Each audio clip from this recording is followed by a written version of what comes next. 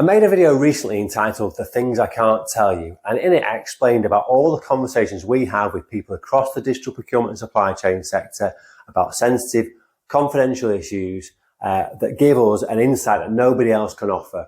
It gives us information that we can't share publicly, but when packaged in a suitably discreet fashion, we're able to share privately with the people we work with to help them make better decisions about hiring and also about their own career choices. But it got me thinking about what information is out there that we can really look at in the public domain that tells us about what employers are really like in the digital procurement and supply chain sector. So I went to Glassdoor and I looked at 10 of the biggest names in the sector, 10 of the biggest organisations by headcount internationally, and I looked at the relative rankings for overall performance, for diversity, equity and inclusion, work-life balance, and also CEO approval for names like SAP Ariba, Cooper, Jagger, iValua, iCertis, Syrian Labs, Basware, Proactis, and GEP. And it was actually quite interesting. So here's what I found. First of all, the good news. The sector scores pretty highly overall, actually. It's a marking out of 5.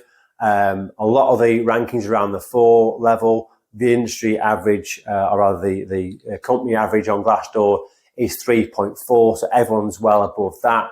And leading the way in terms of overall ranking is Proactis with 4.5 out of 5. And now the caveat there is that there's not as many reviews from Proactis as there are from the other ones, so it's a smaller sample size, but nonetheless, that's a great news for them. But companies like Cooper, Ariba, Jagger and iValua and iCertis are all 4 or above, with Jagger showing the most marked improvement over the last 12 months.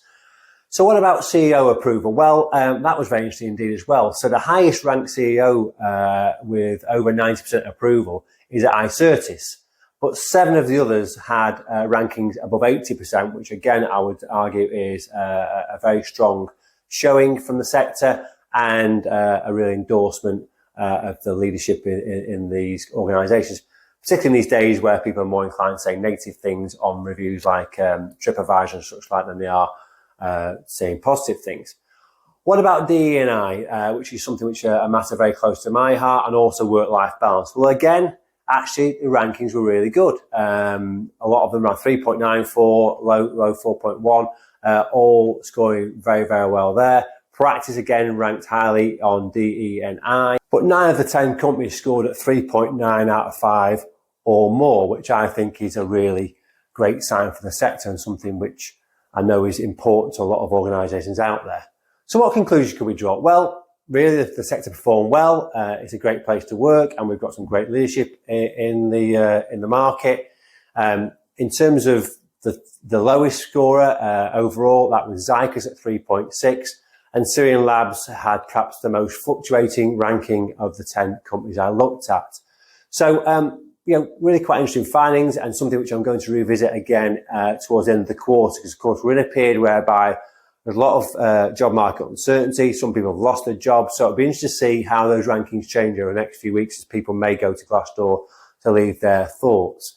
So, in terms of what we do next, well, if anyone is interested in me doing some work on the best of breeds in the sector, please let me know. Either leave some message at the bottom of LinkedIn underneath the video, or send me a private message, and I will perhaps spend some time looking at some of the best of breeds to see how they compare. But I hope you found that useful.